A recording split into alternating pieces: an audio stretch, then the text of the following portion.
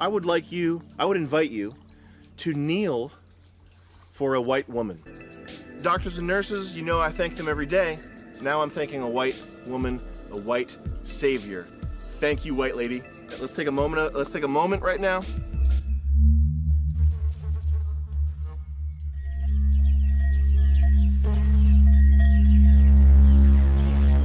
Beautiful. I feel better. I feel better already. I feel like we're back to normal. To be honest, I feel like we're literally back to normal. I feel like we're back to where we were when Sandy Hook was happening, which is normal for me. So this is Louis, otherwise known as Foot and Mouth Man, where I can't do a commentary. I want to talk about this article talking about Biden's VP pick. So, right away I want to say that there's always the chance that this is diversion. When it comes to the status quo, like the machinery that makes up the status quo, what you could call the deep state, the bureaucracy, the permanent state, whatever, there is a link between the media and the permanent bureaucracy, the permanent class in government, and everything that revolves around that. There is a permanent element to politics. And the problem with this, with talking about this, is anything that's going to be printed in the Hill, which is a Beltway outlet, could always be diversion. It could always be an attempt to have all of us, including myself as a professional politico here on YouTube, it could always be an article that is meant to distract away from what the reality is. However, I think that there is a strong chance that the names that are on this list, with some exceptions who I think are just bullshit, Elizabeth Warren and Tammy Duckworth, I think are just there to fill space. But the others, there is a question to, and a likelihood to. Not all of them are very likely, but there is a likelihood to some of these names. And the question is, we'll get to it, Susan Rice. That is the one that's basically what's called the dark horse, where it is a very risky pick. And it's very interesting to me as a politico, because while I haven't been really paying attention to the investigation into the investigation over Russiagate, she's involved, she's likely culpable, she's the professional functionary who worked with Obama and his administration to fuck with Trump and to basically set up a barrier once he came into office through the Russiagate issue. She is very likely involved in the establishing of the conspiracy, if you choose to believe that there was a conspiracy. I didn't really follow it. I don't really give a shit. You know, the government investigating itself perpetually forever, fucking whatever. You know, this is just politics. There is no real way to go after someone in our political system through this measure. Investigating investigations, investigating politicos who stand no fucking chance whatsoever of going to jail, it's a waste of fucking time. The only true way to fuck someone over in politics is to blacklist them or blackball them, to make them so politically untouchable that you never mention their name again, and no one ever does. What happened to Spitzer, Elliot Spitzer, that's what happened to him. Spitzer, in my view, was very much in the way, and maybe you could say I'm giving him too much credit, but he's very much in the same line as a Tulsi Gabbard, where he has ideals, but he's imperfect. And Spitzer, obviously, more so, with going to prostitutes over state lines and shit. But the issue is, do I think that Spitzer believed in certain things that he said he believed in? Yeah, I do. I think he actually believed in certain things. I do think that he actually tried. But the problem is, he got blackballed. He fucked up. He got caught. He crossed the thresholds of uncouth politics, and his career was destroyed. John Edwards, is that what his name was? He's another one. Crossed the line, totally prominent in Democrat politics, crossed the line of uncouth politics, dead, unheard of again. And that's politics. You get blackballed, you get blacklisted, where you lose all your friends, all the functionaries turn their backs, and you are now politically unsalvageable. And once you cross that threshold, you're done permanently. The only difference is, and I would say that this is true of Hillary Clinton, you have enough power and influence within politics that there is no threshold you could cross outside of you visit a prostitute, something like that, that's uncouth. because, and I'm getting to the weeds here, but Andrew Cuomo is a wholly corrupt tyrant. He is awful. I can't stand him. I hate him. You put in Elliot Spitzer tomorrow, I'm a pig in shit, and I'm content. Because I at least think under his governorship, the state's probably going to get less corrupt. He'll have his problems, sure, and he'll still be a Democrat in a Democrat state, but the issue is a difference in person and weaknesses and flaws and downsides. Andrew Cuomo is a wholly corrupt tyrant who wields this state like a fucking mafia don. And the problem is, and I know this to be just a fact, Democrats are fine with this. They don't give a fuck. You can be a completely despicable, corrupt tyrant. It doesn't matter so long as you are fucking your wife. And I'm sorry, but to me that's not good enough. Getting back to the issue of these VP picks, there's a lot to consider in this. And the issue is that when it comes to these considerations, you always have to consider it from the position of politics and of media. Those are the key aspects to this. In terms of the public, it doesn't really matter. The Team Blue voters are large enough in size that it doesn't fucking matter. And you all know this with Trump. People complained until they were blue in the face about all the downsides of Trump.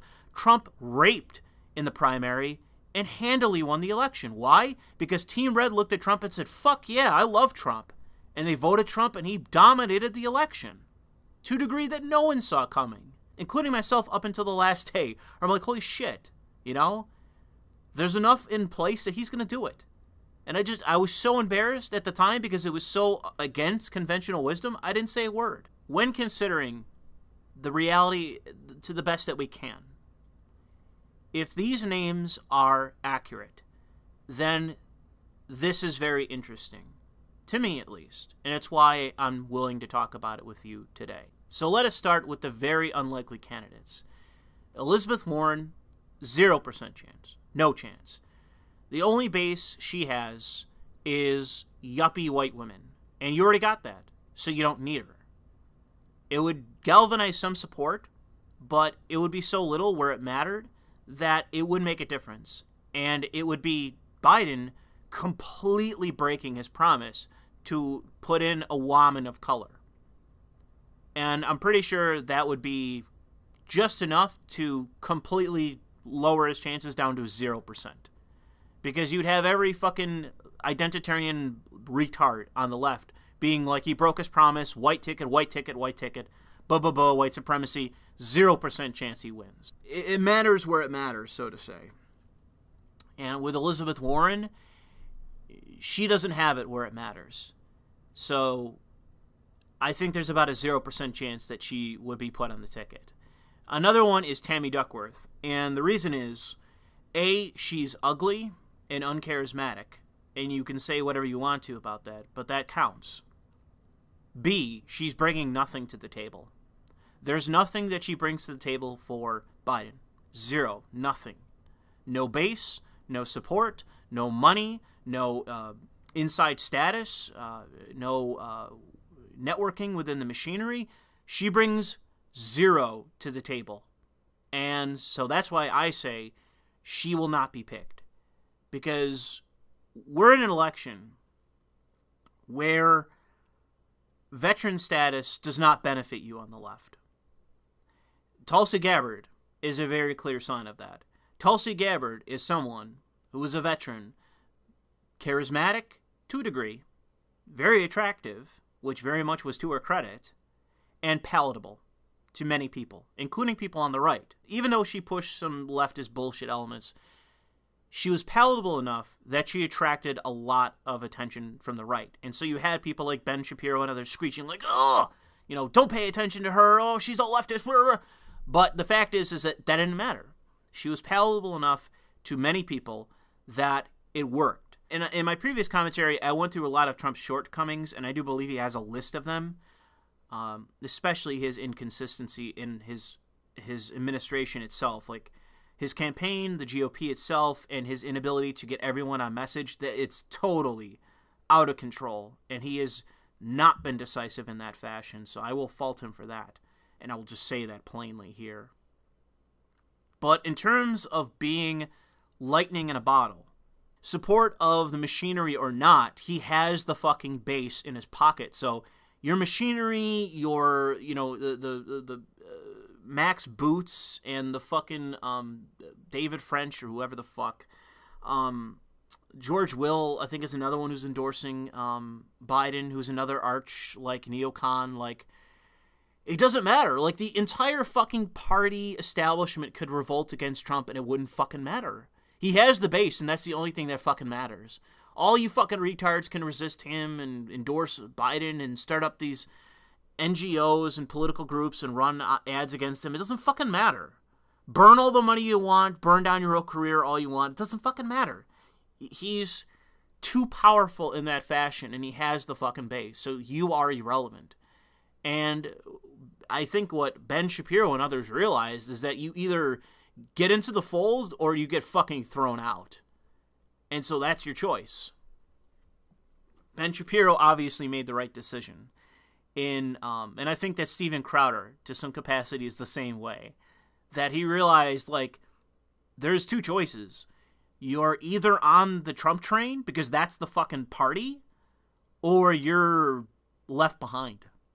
And you see that with all these other fucking hacks that have been just left behind. And who were total establishment right-wingers, celebrated politicos. And it's just bye, we're all on the Trump train, bye. They're done, they're gone. Because Trump is just that powerful. The problem's going to be 2024. Anyways, all rise for Jamie Tucker, sorry. In any case, let's get to the real contenders. Karen Bass, Gretchen Whitmer, Susan Rice, Kamala Harris. So is this a very strong list? No. This is a risk of it's basically a short list of who you got left. And all of them are risky for their own reasons. Kamala Harris is the easiest in that she would absolutely be a risk with the left because she's Kamala the cop. She has some small fraction of support within the party, but the issue is that her unfavorables around the progressives would be so strong that I think it would weigh down the ticket. And while boomer blue, Team Blue Democrats would be comfortable voting for the ticket, I just think it would be enough. I think it would be enough to drag down the campaign that it would cut off enough credible support that it would basically flatline an already passionless ticket, an already deflated and dispassionate level of support. Because like I've already shown you in a previous video, people are voting for Biden because they hate Trump. It's not because they like Biden. Putting her on the ticket only worsens that issue. And it doesn't help. And it also, like I said, it could inflame the progressives to say, oh, fucking Kamala the cop. Rrr. I don't think it would help you. To the degree that it would damage it, I don't really know you could say that too much. But like I said, I don't think it would help galvanize real support. It would only just be another part of an already deflated candidacy. The opposite of that is Gretchen Whitmer. Gretchen Whitmer is basically female Andrew Cuomo. She is another blue state tyrant. She is the Duchess of her fiefdom, or whatever, duchy, okay? She is another lord of the fiefdom. And she is a malicious cunt. So I don't like her. I don't think, though, that me not liking her would do much of anything. You being right-wing, whatever, you not liking her, I don't think that would do anything. It would help with the base. For Team Blue, you would see some slight increase in support. But the difference is, since COVID, she has been a media darling like Andrew Cuomo. And she is, even though she is a malignant cunt... She's a malignant cunt. Excuse me for saying so. She is not a fucking retard when it comes to politics like Andrew Cuomo in the sense of media support. When you become a media darling, you don't act like a fucking faggot like Andrew Cuomo has, where he's just so aloof with his tyranny, like waving his hand away of questions about his fucking retarded response to this crisis, quote unquote. Cuomo has been a disaster. I mean, I just, it's unbelievable to me how much support he still has in the state. I mean, I guess it's because enough people didn't have their grandmas in a nursing home and they didn't die, so just people don't give a fuck. But he's been a disaster in my position, and he's been kowtowing with Black Lives Matter and that sort of thing, which doesn't help him for my standing when it comes to anyone that's not a leftist. Gretchen Whitmer, on the other hand, is palatable enough with the media that I think if she were picked, you would see an uproar by the media in support. You would see a massive galvanization overnight in media hysteria and just general fluffing of the ticket. So I would say that of the people on the list, she is probably the least risky. However, the question is she willing, as the Duchess, to walk away from her duchy? Is she willing to leave the Democrat fiefdom that she controls? And with Cuomo, very clearly the answer is no. Unless he has a straight shot to the White House, he's not giving up the reins. The question is with Whitmer, what are her chances at re-election? Because I guarantee you that is the biggest thing she's considering. If Biden goes to her and says, do you want to be my VP? Her question is going to be, what are my chances at re-election in Michigan? If the chances are very, very high that she's going to be, a 10-term fucking tyrant, she's not giving up that fucking power if she's anything like Cuomo. No fucking way. But if she is looking at a very steep, candidacy next time around, re-election bid, because they got some fucking Superman right-winger conservative who's got $1 billion behind him, who's going to take her on, who's very witty, who's very savvy, who's going to be able to fuck her in a debate, and, is a very strong chance of galvanizing a lot of people and a lot of support in Michigan, then there is a decent chance she'll step away. Because that seems to be her calculus. She seems to be like Andrew Cuomo, just total tyrant, cynical dictator. So that's what she's considering. Is there a very good chance that she's going to be able to remain in power? Then she's going to stay. If she's going to get exiled by the people in the state, then she's going to bounce. She's going to become the VP. But that's the question. And like I said, I don't know Michigan politics, but if there's a good chance she's going to remain in power, 0 chances she's going to be VP. 0 chance. Because that is the nature of being the head of a fiefdom. Susan Rice is really the dark horse candidate on here, because I've only seen her name being mentioned recently, and this could be diversion. But the problem is that she was so essential to Obama's White House that there is the likelihood that she has maneuvered her way into this position to where she wants to be VP because she thinks fucking Biden's going to die. And she's out of power as far as I know now. So why not take a chance? Why not become the VP, put an ice pick in Biden the day he wins, takes office, and become president?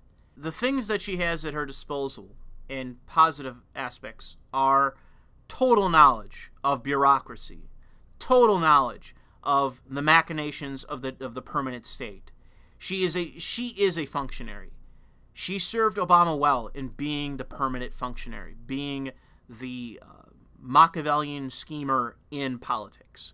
Being a permanent functionary, she would greatly aid Biden in bringing all the elements of the Democrat machinery into the fold, putting it into unison to get behind Biden.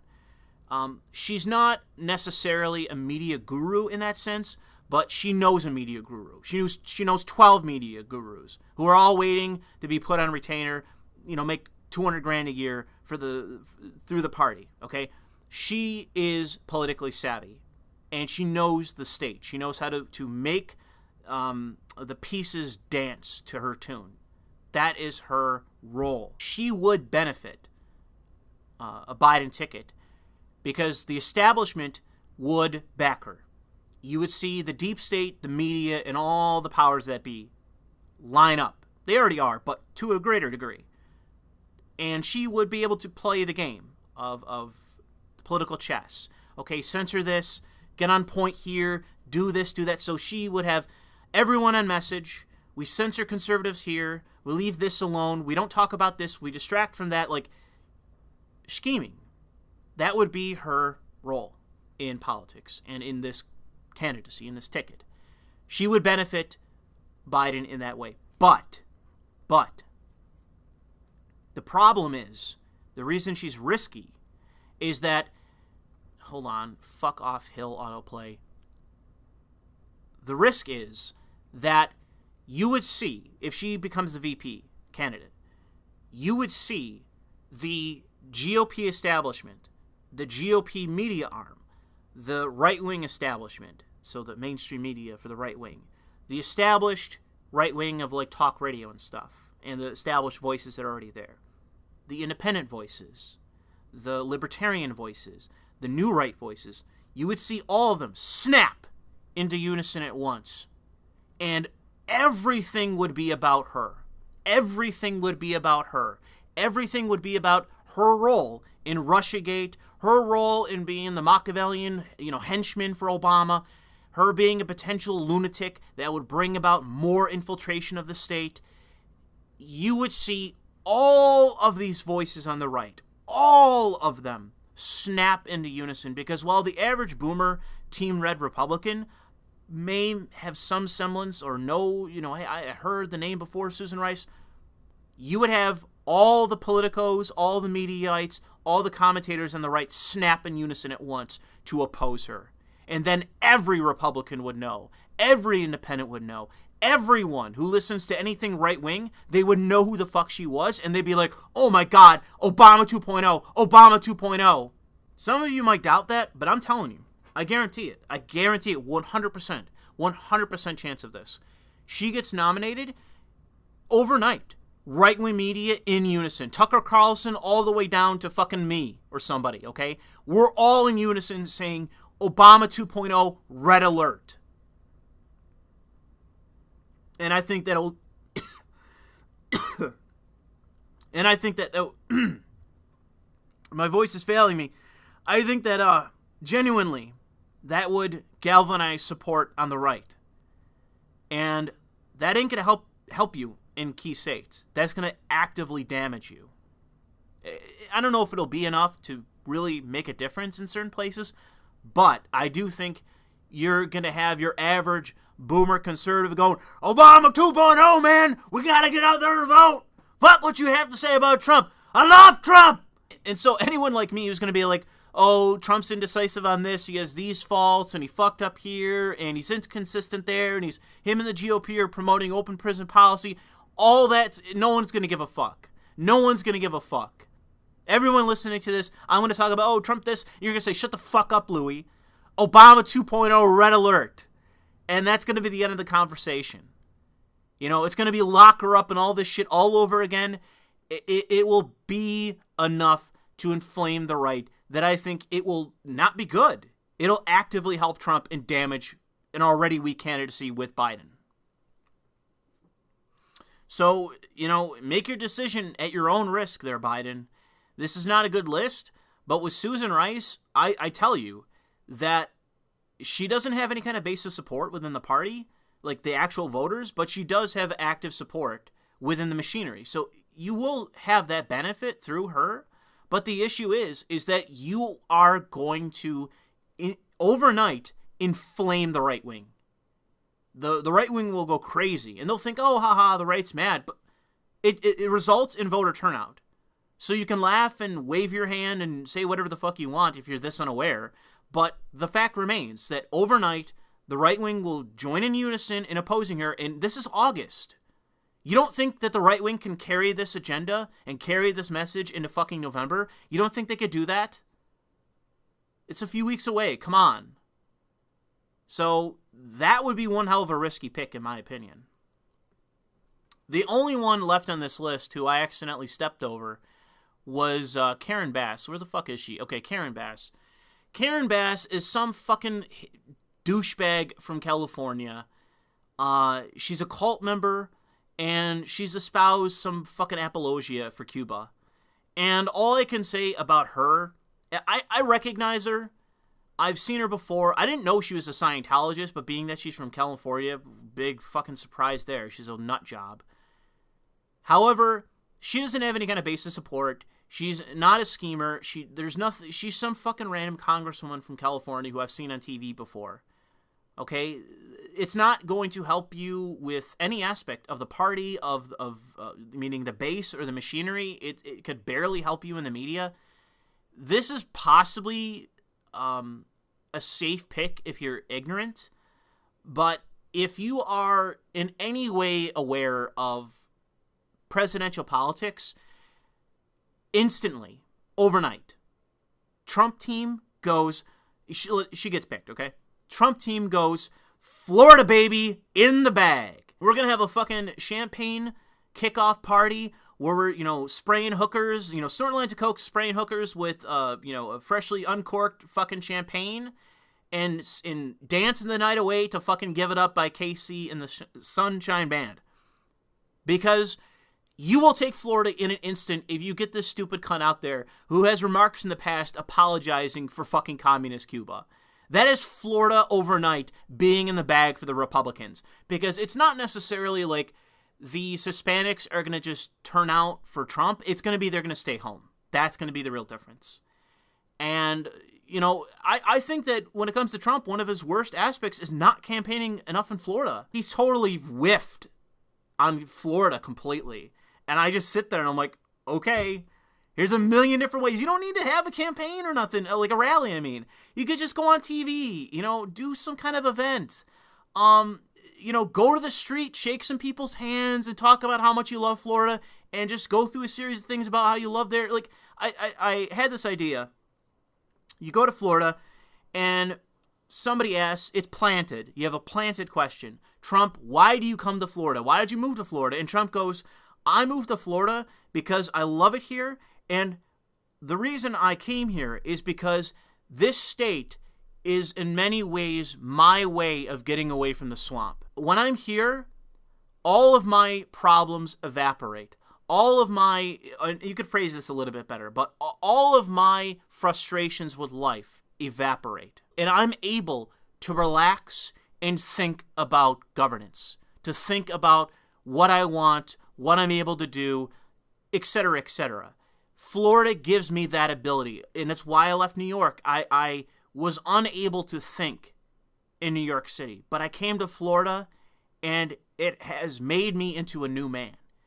And part of it is meeting the people here. I love the people here. Just, like I said, that's one idea I have of like a dozen of how you suck the cock dry of Floridians and you win that state fucking easily. Put me on the campaign team, Trump, and I guarantee you, without a shred of doubt, you will take that fucking state with my strategy. I've been to Florida fucking twice, I think. I will win you that state. Easily. And he's done none of it. Anyways. Karen Bass on the ticket gets you almost nothing. And it will lose you Florida. I guarantee it. So, that is one of the most critical states that the Democrats desperately need to win, that it's already leaning Trump. Fuck the polls that you've seen. All the polls saying Biden up by 10, all this bullshit. Fuck those polls. I'm telling you, without a shred of doubt, that Trump right now, the state of Florida is leaning in his direction. And that if he does any of the fucking things that I've already mentioned in the past, or just this one thing in the stream already, like, he could easily take this fucking state. One of the most critical of the ones he needs. Fuck it, Right now, Trump has a very strong chance of winning Florida. And fuck all the polls that say otherwise. Ohio is the state that if Trump loses Ohio, it would be one of the biggest political blunders in my lifetime, because the state is trending red and has been for several elections, and the fact is that Biden is the quintessential candidate. It's the whole, like, Build Back Better, whatever his stupid slogan is, that is for Ohio. I guarantee it. I guarantee you that slogan is targeting Pennsylvania, Ohio, in Michigan, okay? If Trump loses Ohio, then he can suck my fucking dick. And all you people that support Trump, you can also suck my fucking dick if he loses fucking Ohio. It's a state he absolutely should win.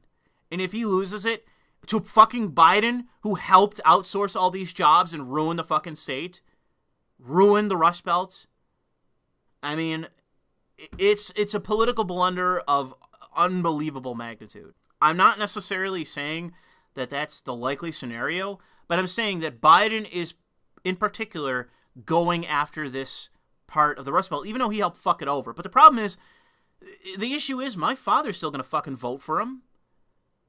So, like, what does it matter? There's enough Democrats in all these states that don't have any fucking clue where all the factories went, where all the jobs went. They don't have a fucking clue. They have no cognizance of Biden's role in that. No idea. So it doesn't really matter. It's whether he can get enough support in these states. That's all that matters. And there's enough Democrats that just pull that fucking lever for Team Blue. They don't give a fuck. They don't know. They don't care. It's whatever. Trump's an asshole and Biden's my guy. I ride with Biden and pull that lever despite the fact he sent my job overseas. If Trump isn't able to campaign well enough in the state and just wall-to-wall advertisement, Biden fucked you over. Biden supported NAFTA. Biden supported all these things sending jobs overseas. Biden ruined fucking Ohio. Biden fucked you. Just over and over and over and over and over. That's all you'd have to do. All you'd have to do. Biden fucked your state. Biden fucked your state. Over and over and over. Biden's going to send your jobs overseas. Biden has in the past. Over and over and over. And I guarantee with absolute certainty, Trump wins that state handily. Because if you look at the polls, and you look at actually the reality of the situation in the past, this is a state leaning red. And it's like Florida, it's leaning red. Feel very free to speculate and give your comments below. It's what I'm hoping you do. I want you to comment on this. I want you to offer what you think, because I want to consider it and think about it and factor it into my analysis of this. Because I stand by what I've said here. I think that I am correct about these applicants to the position. And generally, I think that this is a very weak list, as you can probably tell by what I've said here. In many ways, this election is Trump's election to lose. It's been his, in his campaigns and the GOP's incompetence that has been my frustration over the last few months and running into the election. It's my frustration. I see the apparatus of the party doing what it does, and that's fine. But in terms of unleashing the Trump, you know, the force of nature that is Trump, unleashing him, letting him off the chain and go wild, maybe we'll see that in debates if they even fucking occur, and that's Biden's fault. But in terms of going to the critical states and just doing motherfucking minimal campaigning, and I'm not saying even hold rallies, I'm not even saying, but just minimal campaigning, photo ops kind of shit. There are things that I think Trump can do in several of these states where he could rape Biden. As a result of that photo op campaigning, zero effing chance he takes that state as a direct result. Because, like I say, Trump is powerful, but you can't put him in a fucking bunker. You can't keep him leashed. That is when he's at his weakest, when he's waffling and meandering. He looks like a fucking asshole, and it doesn't work. You got to get him on the ground. You got to give him a photo op. You got to give him some talking points. You got to give him, unleash him. Have him go off on China. Have him go off on trade. Say, we're going to bring jobs back, and Biden sold all you fucking people out. Don't believe a word he says. He's fucked you over before, and I'm trying to work for you. Go off on trade. Go off on China. Just let him rip. But you got to stage a photo op. Make it particular to that state that he just needs to go to motherfucking once in this campaign. Just once. Go there. Do a very, very, again, not a rally necessarily, just a photo op, and then unified message. The GOP machinery, the apparatus of the right, go. Today it's Ohio. Ohio, trade, manufacturing. Ohio, trade, manufacturing. Trump, Ohio, trade, manufacturing. Just same message that day, that photo op, everyone in unison. And I guarantee you it'll be effective. And then Florida, Trump, Florida. Retirees, Trump, Florida. Just that one photo op. Trump loves Florida. He loves Floridians. He's moved there for a reason. Here's the reasons. Boom. Ubiquitous coverage. Everyone in unison. Trump, Florida. Trump moved to Florida. Trump's residence in Florida. Trump, Florida. Trump Floridians. With Florida, to me, easy fucking win. Easy fucking win. Trump fucking moved there. All you need to do is have him saying the reasons why and make them not necessarily inspirational, but very comforting to the people there. Make the Floridians think that Trump has moved there and now he's become a Floridian. He's become one of us. He loves this fucking state. He wants to make Florida great again. Grab the fucking governor of Florida, have him do with, finger guns at him in a photo op with his arm around him or some shit. All you need to do is make Floridians think that Trump moved to Florida because he fucking loves it there and that he'd rather be no other place than there, and he hates Washington, he hates the swamp, and he comes to Florida because he loves it and it helps him shoulder the burden of the seat of office. And that is a guaranteed fucking in the bag victory. I fucking guarantee it. But I'll leave it to you. Let me know what you think. And thanks for listening.